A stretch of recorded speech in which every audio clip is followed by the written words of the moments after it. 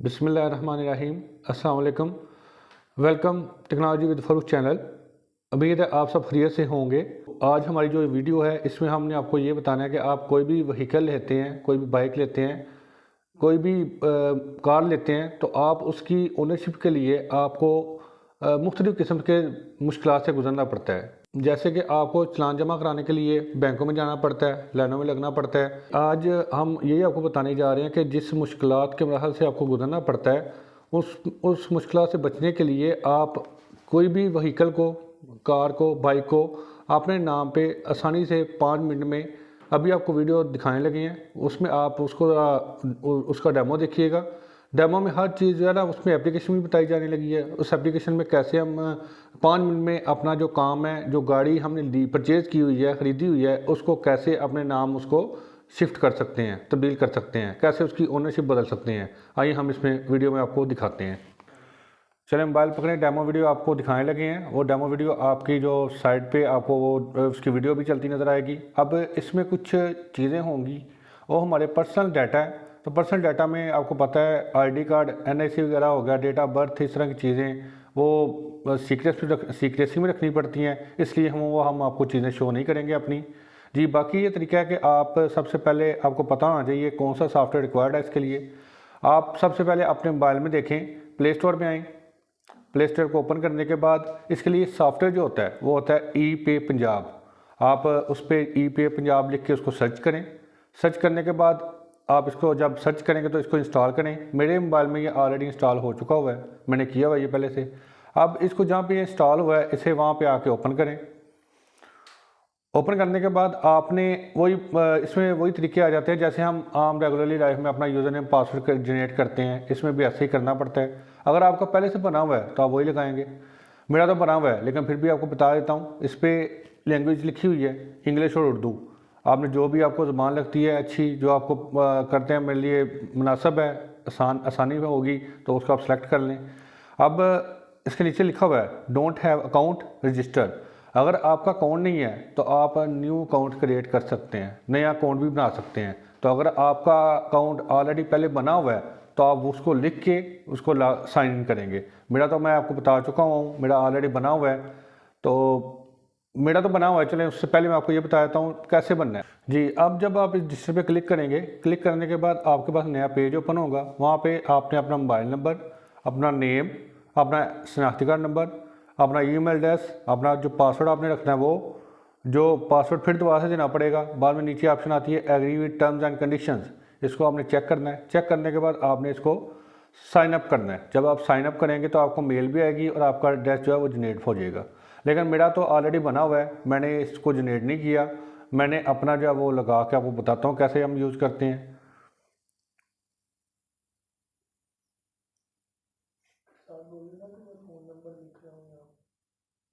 जी, मैंने अपना phone number लिखा है।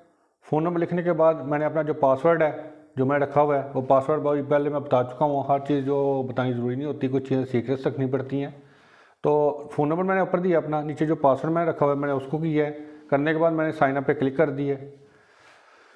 साइन अप क्लिक करने के बाद मेरे पास पेज ओपन हो गया है। पेज पे सबसे पहले आप देखेंगे कौन सी ऑप्शनें आ रही हैं। ऑप्शनें काफ़ी ज़्यादा आ रही हैं।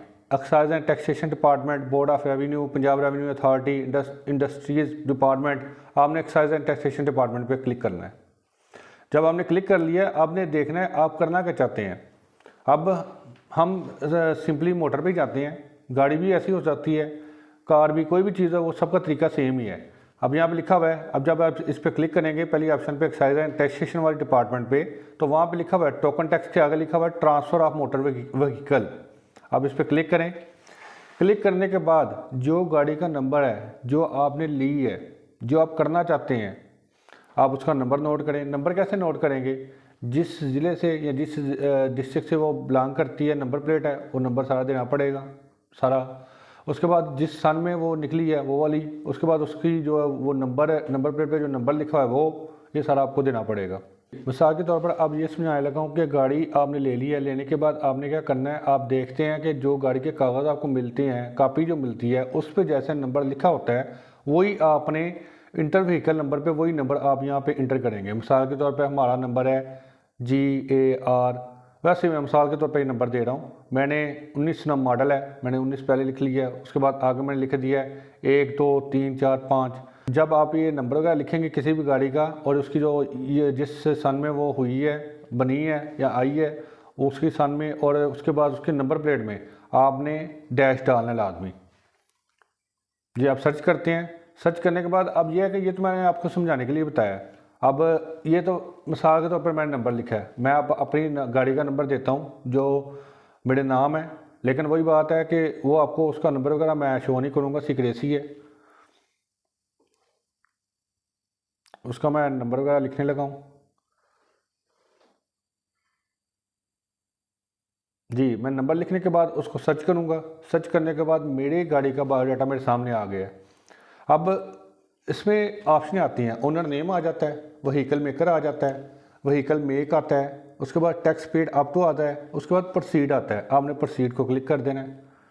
प्रोसीड को जब आप क्लिक करेंगे तो वो कहते हैं fetch data individual organisation district, यानी कि सबसे पहले जो ऑप्शन आती है वो आती है सेलेक्ट डिस्ट्रिक्ट। हम जिस डिस्ट्रिक्ट से बिलोंग करते हैं, जिस ज़िले से हैं, चाहे लाहौर से, चाहे सियालकोट से, चाहे इस्लामाबाद से, चाहे गुजरात से, जहाँ से भी है आप उसको सेलेक्ट करेंगे। पहले सेलेक्ट करने के बाद आज ऑर्गेनाइजेशन तो नहीं है, हम तो इंडिविजुअल ही हैं, तो हम इंडिविजुअल को ऐसे ही चेक रहने देंगे। जी अब यहाँ पे आपको एक और बात बतानी थी, वो ये थी कि जब आप उसको ओपन करते हैं, प्रोसीड करते हैं, तो जहाँ पे वो जो बायोडाटा आता है, जो भी नेम वहाँ पे आता है, वो जिसकी गाड़ी जिससे आपने ली है उसका बायोडाटा आपके सामने आता है। जो डाटा आपके सामने आया था उसमें आपके पास उस का डाटा आया जिससे जो पहले से गाड़ी का जिससे आपने गाड़ी ली है उसका सारा बायोडाटा, उसका नेम वगैरह हर चीज़ आपके सामने आई है। अब जब आगे आप जाएंगे तो यहाँ पे आपको उसका डाटा देना पड़ेगा जो इस वक्त गाड़ी को खरीद चुका हुआ है और गाड़ी का अभी उसको गाड़ी को उसने अपने नाम करवाना है, तो उसके लिए उसका आपको आईडी कार्ड यहाँ पे देना पड़ेगा, आईडी कार्ड नंबर।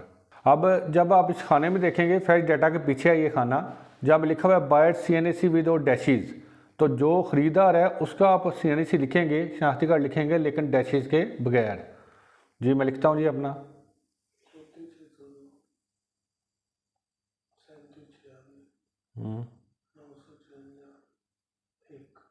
जी। लिखने के बाद मैंने फैच डाटा पे क्लिक कर देना है। जब फैच डाटा पे क्लिक किया तो यहाँ पे आपके सामने नीचे सबसे एंड पे आता है कैलकुलेट ट्रांसफ़र फीस, उससे ऊपर आता है I hereby declare data about particular RTU. आपको इसको चेक करना पड़ेगा। जब बायर का आईडी कार्ड दिया है आपने, तो आईडी कार्ड देने के बाद आपने फैच डाटा को क्लिक किया है। क्लिक करने के बाद जो बायर है उसका सारा बायोडाटा आपके सामने आ गया। अब बायोडाटा आने के बाद आपके पास दो कंडीशनें आती हैं, आपने उनमें से लास्ट जो कंडीशन है उसको चेक करना होता है। जब चेक करेंगे तो चेक करने के बाद एंड में लिखा होता है कैलकुलेट ट्रांसफ़र फीस, तो आपने इस पर क्लिक कर देना है। क्लिक करने के बाद आपके सामने रजिस्ट्रेशन नंबर आ जाएगा, आपको जो भी ट्रांसफ़र फ़ीस है उसके जो ट्रांसफ़र फ़ीस है वो भी आपके सामने आ जाएगा। मसलिनियस ऑटोमेटिक रजिस्ट्रेशन कार्ड फ़ीस, ये तकरीबन ट्रांसफ़र फ़ीस बाइक की तकरीबन 680 रुपये पड़ रही है। तो अब करने के बाद ये आपके सामने डिस्प्ले में आएगा, नए पेज पे आएगा। आने के बाद आप नीचे है जनरेट चलान, तो आपने जनरेट चलान पे क्लिक कर देना है। जब आप जनरेट चलान पे क्लिक करेंगे तो आपके सामने अभी प्रोसेस हो रहा है। हाँ जी, अब जब आपने जनरेट चलान फॉर्म किया है तो करने के बाद आपके सामने अगले पेज पे एक PSID नंबर, ये चलान फॉर्म नंबर होता है, ये आपके पास सेव नहीं होता, आपने इसका स्क्रीनशॉट ले लेना है। जब स्क्रीनशॉट लेंगे, मैंने स्क्रीनशॉट ले लिया है, लेने के बाद ये नंबर आपको आगे यूज़ करना पड़ेगा। चलान फॉर्म नंबर जो है अब होता क्या, ये देखें नीचे लिखा हुआ है, कहता है एक्सपायरी डेट लिखी हुई है, कब तक है ये भी इस पर लिखी होती है इस पेज पे। फिर ये भी लिखा होता है कि आप पे किस तरह कर सकते हैं, ATM के ज़रिए, बैंक फ़ंड ट्रांसफ़र के ज़रिए, ये मुख्तलिफ तरीके इसमें बड़ा लिखे होते हैं। आप सिंपली अपने मोबाइल में आप जैज़ कैश या ईजी पैसा जो आप इस्तेमाल करते हैं आप उसको ओपन करें। ओपन करने के बाद वहाँ से जी मैं ईजी पैसा इस्तेमाल करता हूँ, मैं इसको ओपन करता हूँ। मैंने अपना ईजी पैसा अकाउंट को ओपन कर लिया है। ओपन करने के बाद यहाँ पे send money to anyone in Pakistan instantly, इसके बाद नीचे जो है जहाँ पे लिखा होता है easy load, mobile package, bill payment, इसकी दूसरी लाइन जो है इसके अंदर लिखा होता है मोर, आपने इस पर क्लिक कर लेना है। मोर के जब आप नीचे की तरफ जाएंगे सबसे एंड पे, तो वहाँ पे लिखा होता है आपका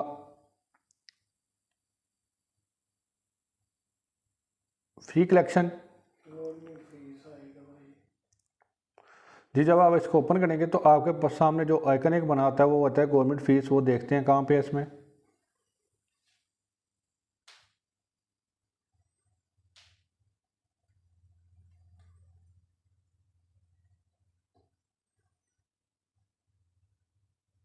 जी, गवर्नमेंट फ़ीस के लिए जब हम गवर्नमेंट फ़ीस पे क्लिक करेंगे, क्लिक करने के बाद वो आपसे पूछता है कि आपने कौन से ड्यूज़ किस गवर्नमेंट के कौन से इंस्टीट्यूट के कौन से महकमे की आपने फ़ीस पेमेंट करनी है या पेमेंट करनी है आपने। जी, Punjab motor vehicle transfer fees, हम इस पर क्लिक करेंगे। क्लिक करने के बाद जो स्क्रीनशॉट हमने लिया हुआ है चालान फार्म का, उस पे जो चालान फार्म दिया गया हुआ है हम उसको देखते हैं वो कहाँ पे है।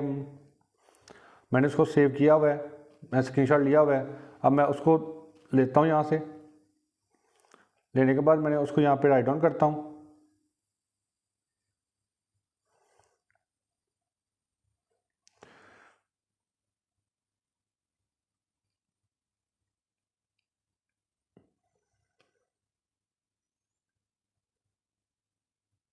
अब थोड़ा टाइम लगेगा क्योंकि हमने उधर से रीड करके इसको वहाँ पे टाइप भी करना है। जी, जब आप इसको आपने चालान फार्म दे दिया है, चालान फार्म देने के बाद आपके सामने एक नया पेज ओपन हो जाता है और आपके सामने अमाउंट भी लिखी आ जाती है जो 680 होती है। तो अगर आप पे नो करेंगे तो यहाँ से आपकी पे नो आपके इजी पैसा अकाउंट में से खुद ब खुद ही डिडक्ट हो जाएगी, सबमिट हो जाएगी, डिडक्ट भी हो जाएगी आपके अकाउंट में से। और आपके जो है एक्साइज टैक्सेशन का जो चालान फार्म आपके नाम पे आया हुआ था या आपके मालक बनने के लिए आया हुआ था वो आपको जमा भी हो जाएगा। अब जब आप इसको सबमिट करवा देंगे, सबमिट करवाने के बाद जब आप पे वगैरह कर देंगे तो आपका ये जो चालान फार्म जो आप सबमिट करवाएंगे ये आपके ईमेल पे आपको मेल आ जाएगी। तो जब आपको मेल आ जाएगी तो आप उसका प्रिंट निकाल लेंगे। प्रिंट निकालने के बाद फर्दर अभी आपका काम ख़त्म नहीं हुआ। अब आपको मज़ीद क्या करना पड़ेगा, ये तो आपका जो आपको चालान फार्म वगैरह निकलना था वो काम अभी कंप्लीट हुआ है। अब आपने फर्दर जब आप चालान फार्म आपका पेमेंट हो जाएगी तो आपने फिर बायोमेट्रिक प्रोसीजर में जाना होता है।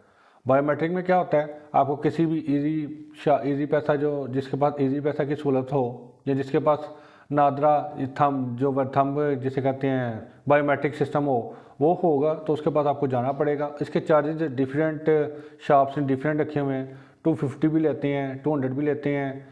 लेकिन वो साथ आपको ये है कि आपको उन्होंने ऑनलाइन आपकी वो बायोमेट्रिक भी करनी होती है। करने के बाद उन्होंने आपको हार्ड फॉर्म में भी देना होता है।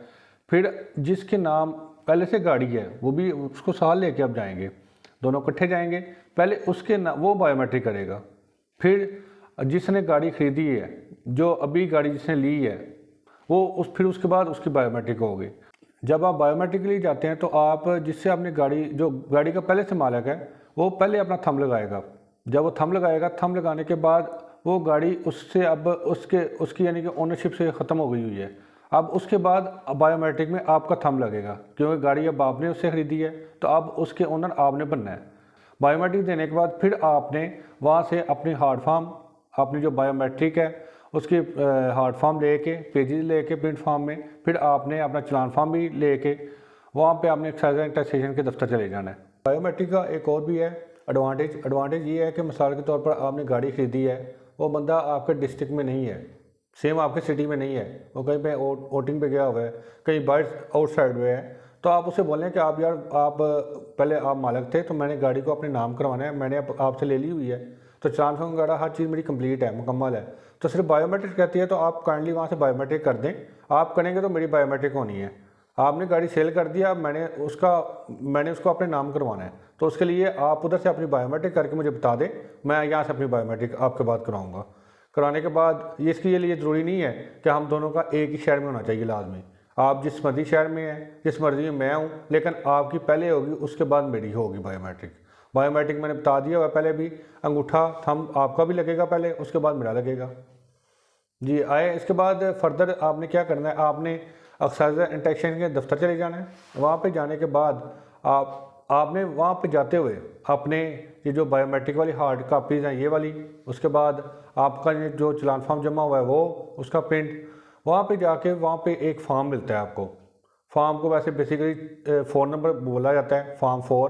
वो वहाँ पे बैठे होते हैं फिल करने के लिए, लेकिन अब आप खुद भी फिल कर सकते हैं। वो फिल करने वाले चार्जेस लेते हैं उसके, कोई 200 कहता है, कोई 300 कहता है, कोई 100 कहता है, कोई एक रेट नहीं है किसी का भी। हाउएवर आप खुद भी माशाल्लाह जहाँ पे इतना कुछ हमने कर लिया है तो हम ये भी कर सकते हैं। आप गाड़ी की कापी वगैरह हर चीज़ साथ लेके जाएंगे। जब आप एक्साइज एंड टैक्सेशन में जाएंगे, गाड़ी के सारे कागज़, कापी, स्मार्ट कार्ड, फाइल, हर चीज़ आपने साथ लेके जानी है।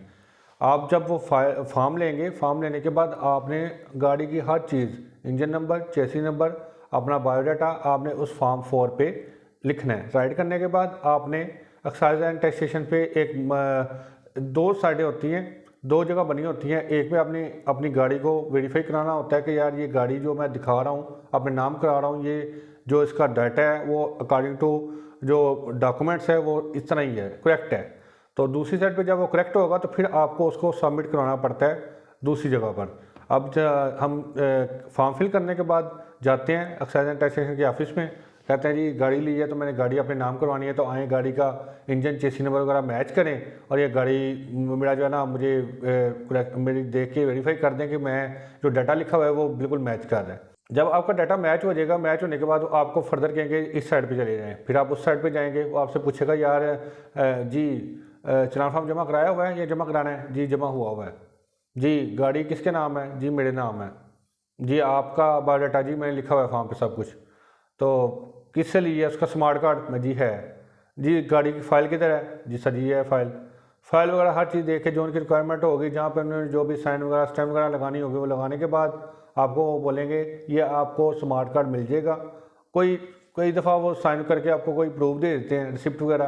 कई दफ़ा कहते हैं कोई नहीं आपका सब कुछ हो गया हुआ है, आप सिंपली जाएँ, आपका स्मार्ट कार्ड आपको घर में पहुँच जाएगा। स्मार्ट कार्ड में पूछें कितना टाइम लगता है, वो कहते हैं 1.5 महीना लग सकता है, महीना भी लग सकता है, लेकिन आपको यहाँ पे आने की दोबारा ज़रूरत नहीं पड़ेगी, आपको हम खुद ही पोस्ट करेंगे। उम्मीद है आज की हमारी ये वीडियो आपको पसंद आई होगी। आप हमारे चैनल को सब्सक्राइब करेंगे। आपका आज बहुत ज़्यादा टाइम लिया, थैंक यू सो मच।